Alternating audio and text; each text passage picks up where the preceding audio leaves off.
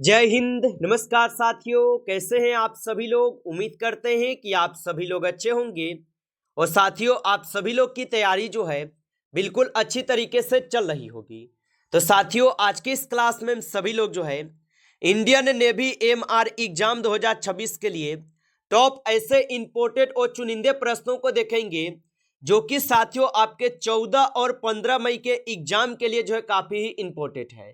तो आप इस क्लास को बिल्कुल अच्छी तरीके से लास्ट तक देखिएगा और इस क्लास में दिए जाने वाले इन सभी क्वेश्चनों को आप अच्छी तरीके से जरूर याद कर लीजिएगा, जिससे कि आप जो है अपने एग्जाम में सभी क्वेश्चन को आसानी तरीके से बना पाएंगे।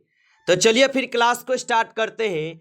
उनसे पहले यदि आप इस चैनल पे पहली बार जुड़े हैं तो आप जो है इस चैनल को सब्सक्राइब कर लीजिए और सब्सक्राइब करके ऑल नोटिफिकेशन को भी ऑल पे दबा के जुड़ जाइए, जिससे कि जब भी कोई नई क्लास हो सबसे पहले क्लास का नोटिफिकेशन आपके पास पहुंच सके। तो आप इस चैनल को सब्सक्राइब कर लीजिए, साथ ही साथ आप जो है इस क्लास को भी लाइक जरूर कर लीजिएगा। तो चलिए क्लास को स्टार्ट करते हैं और देखिएगा क्वेश्चन क्या पूछा है। क्वेश्चन पूछा है कि भारतीय राष्ट्रीय कांग्रेस का प्रथम अधिवेशन कहाँ हुआ था।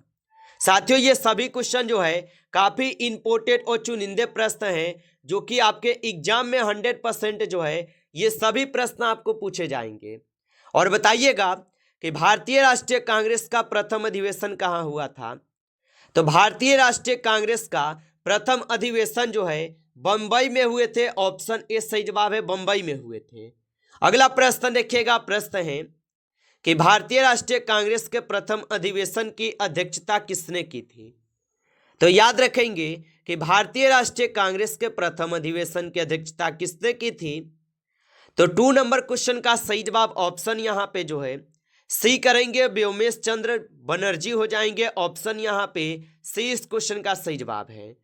अगला प्रश्न देखेंगे। प्रश्न है कि कांग्रेस के प्रथम अधिवेशन में कुल कितने प्रतिनिधियों ने भाग लिया था। चलिए बताएंगे। तो कांग्रेस के प्रथम अधिवेशन में कुल कितने प्रतिनिधियों ने भाग लिया था। तो यहाँ पे इस क्वेश्चन का सही जवाब जो है ऑप्शन यहाँ पे डी हो जाएंगे। 72 प्रतिनिधियों ने भाग लिया था। ऑप्शन यहाँ पे डी सही जवाब है। अगला प्रश्न यहाँ पे है, भारतीय राष्ट्रीय कांग्रेस के प्रथम पारसी अध्यक्ष कौन थे। चलिए बताएंगे। तो भारतीय राष्ट्रीय कांग्रेस के प्रथम पारसी अध्यक्ष कौन थे। तो यहाँ पे 4th नंबर क्वेश्चन का सही जवाब ऑप्शन बी है, दादा भाई नौरोजी होगा। ऑप्शन यहाँ पे बी कीजिएगा इस क्वेश्चन का सही जवाब। अगला प्रश्न यहाँ पे है कि भारतीय राष्ट्रीय कांग्रेस के प्रथम मुस्लिम अध्यक्ष कौन थे। तो भारतीय राष्ट्रीय कांग्रेस के प्रथम मुस्लिम अध्यक्ष कौन थे।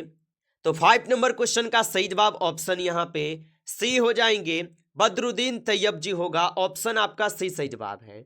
अगला प्रश्न यहाँ पे है और प्रश्न है कि भारतीय राष्ट्रीय कांग्रेस के प्रथम अंग्रेज अध्यक्ष जो है ना कौन थे। तो याद रखेंगे भारतीय राष्ट्रीय कांग्रेस के प्रथम अंग्रेज अध्यक्ष कौन थे।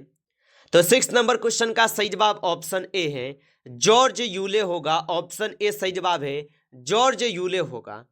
अगला प्रश्न देखेंगे और प्रश्न पूछा है कि पहली बार वंदे मातरम कांग्रेस के किस अधिवेशन में जो है गाया गया था। तो याद रखेंगे पहली बार जो है वंदे मातरम कांग्रेस के किस अधिवेशन में गाया गया था। तो याद रखेंगे ये गाए गए कलकत्ता अधिवेशन 1896 में। ऑप्शन यहाँ पे डी इस क्वेश्चन का सही जवाब है। चलिए अगला प्रश्न देखेंगे। प्रश्न आपसे पूछा है कि महात्मा गांधी ने पहली बार कांग्रेस के किस अधिवेशन में भाग लिया था। चलिए बताइए। तो महात्मा गांधी ने पहली बार कांग्रेस के किस अधिवेशन में भाग लिया था। तो ये भाग लिए हुए थे आपके 1901 के कलकत्ता अधिवेशन में। ऑप्शन यहाँ पे जो है 20 क्वेश्चन का सही जवाब है।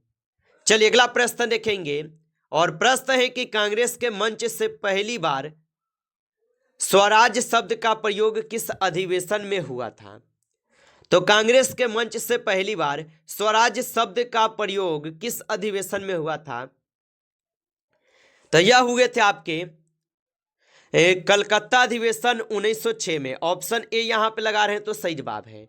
आगे देखिए अगला प्रश्न यहाँ पे है और प्रश्न है कि भारतीय राष्ट्रीय कांग्रेस का प्रथम विभाजन किस अधिवेशन में हुआ था।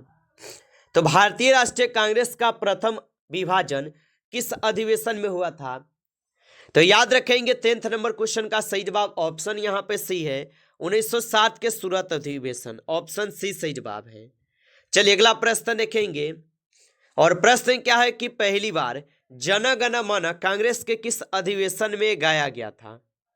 तो याद रखेंगे पहली बार जन गण मन जो है ये कांग्रेस के किस अधिवेशन में गाए गए? तो ये गाए गए थे आपके 1911 के कलकत्ता अधिवेशन में, ऑप्शन यहाँ पे बी सही जवाब है। चलिए अगला प्रश्न देखेंगे, और प्रश्न क्या पूछा है कि कांग्रेस और मुस्लिम लीग के बीच समझौता किस अधिवेशन में हुआ था? तो याद रखेंगे कि कांग्रेस और मुस्लिम लीग के बीच समझौता किस अधिवेशन में हुआ था? तो यहाँ पे 12th नंबर क्वेश्चन का सही जवाब ऑप्शन यहाँ पे जो है डी हो जाएंगे, 1916 के लखनऊ अधिवेशन, ऑप्शन डी करेंगे सही जवाब। चलिए अगला प्रश्न देखेंगे, और प्रश्न क्या पूछा है कि भारतीय राष्ट्रीय कांग्रेस की प्रथम महिला अध्यक्ष कौन थी? तो याद रखेंगे भारतीय राष्ट्रीय कांग्रेस की प्रथम महिला अध्यक्ष कौन थी? तो 30 क्वेश्चन का सही जवाब ऑप्शन ए है, एनी बेसेंट, ऑप्शन ए सही जवाब है, एनी बेसेंट होगा। चलिए अगला प्रश्न देखेंगे, प्रश्न है कि असहयोग आंदोलन के कार्यक्रम का अनुमोदन किस अधिवेशन में हुआ था? तो याद रखेंगे कि असहयोग आंदोलन के कार्यक्रम का अनुमोदन किस अधिवेशन में हुआ था? तो ये हुए थे 1920 के नागपुर अधिवेशन में, ऑप्शन सी सही जवाब है। अगला प्रश्न यहाँ पे है, भारतीय राष्ट्रीय कांग्रेस के सबसे युवा अध्यक्ष कौन थे? तो भारतीय राष्ट्रीय कांग्रेस के सबसे युवा अध्यक्ष कौन थे? तो यहाँ पे 50 नंबर क्वेश्चन का सही जवाब ऑप्शन यहाँ पे डी है, मौलाना अब्दुल कलाम आजाद होगा, ऑप्शन डी सही जवाब है। चलिए अगला प्रश्न देखेंगे, प्रश्न है कि महात्मा गांधी ने कांग्रेस के किस एकमात्र अधिवेशन की अध्यक्षता की थी? तो याद रखेंगे कि महात्मा गांधी ने कांग्रेस के किस एकमात्र अधिवेशन की अध्यक्षता किए थे? तो ये किए थे 1924 के बेलगांव अधिवेशन के, ऑप्शन बी सही जवाब है। अगला प्रश्न यहाँ पे है, भारतीय राष्ट्रीय कांग्रेस की प्रथम भारतीय महिला अध्यक्ष कौन थी? चलिए बताएंगे, और आप अभी तक इस क्लास को लाइक नहीं किए हैं तो इस क्लास को एक बार आप लाइक कर लीजिए।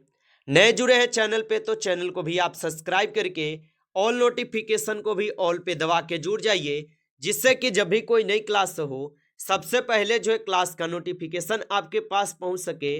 तो आप इस चैनल को सब्सक्राइब जरूर कर लीजिएगा।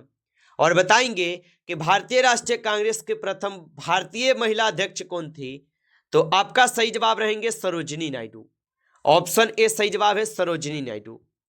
अगला प्रश्न यहाँ पे है कि साइमन कमीशन के बहिष्कार का प्रस्ताव किस अधिवेशन में जो है पारित हुआ था? तो याद रखेंगे कि साइमन कमीशन के बहिष्कार का प्रस्ताव किस अधिवेशन में पारित हुआ था?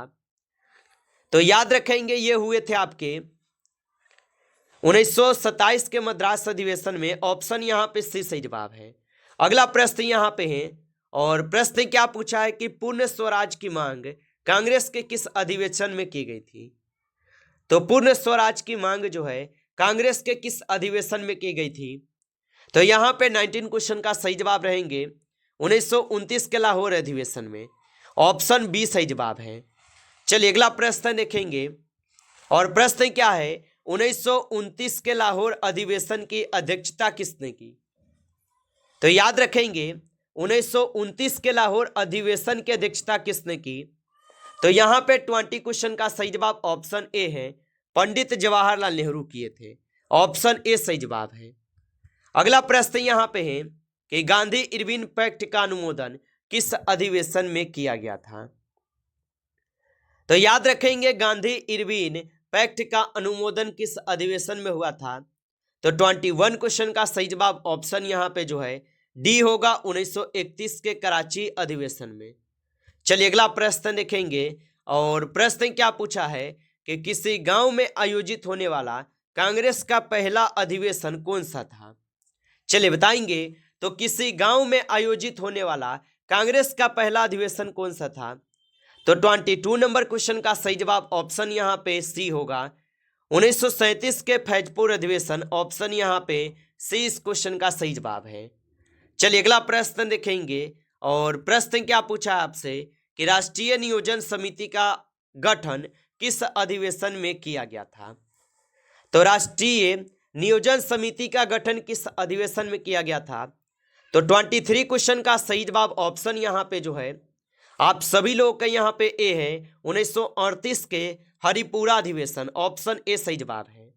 अगला प्रश्न यहाँ पे है और प्रश्न है कि सुभाष चंद्र बोस ने कांग्रेस अध्यक्ष पद से किस अधिवेशन में त्याग पत्र दे दिया था। तो याद रखेंगे आप कि सुभाष चंद्र बोस ने कांग्रेस अध्यक्ष पद से किस अधिवेशन में त्याग पत्र दे दिए थे। तो याद रख लीजिएगा 1929 के त्रिपुरी अधिवेशन में त्याग पत्र दे दिए थे। ऑप्शन यहाँ पे 20 क्वेश्चन का सही जवाब होगा। चलिए अगला प्रश्न देखेंगे। प्रश्न आपसे पूछा है और प्रश्न है कि एशियाटिक सोसाइटी ऑफ बंगाल की स्थापना किसने की थी। तो एशियाटिक सोसाइटी ऑफ बंगाल की स्थापना जो है किसने किए थे। तो 25 क्वेश्चन का सही जवाब ऑप्शन यहाँ पे जो है आप सभी लोगों का यहाँ पे डी है, विलियम जोन्स होगा।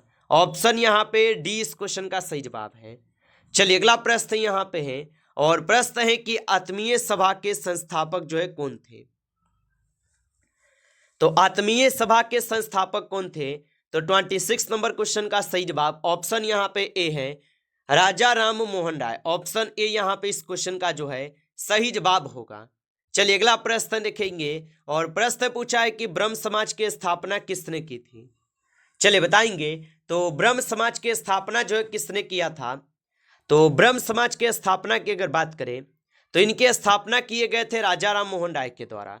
ऑप्शन यहाँ पे सी सही जवाब है।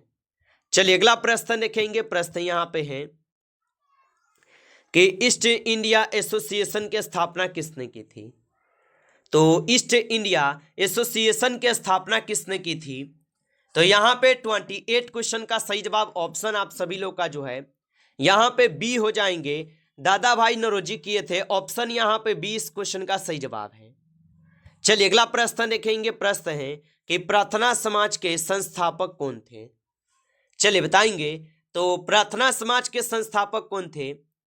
तो प्रार्थना समाज के संस्थापक जो है यहाँ पे आत्माराम पांडुरंग होगा। ऑप्शन यहाँ पे डी कीजिएगा सही जवाब।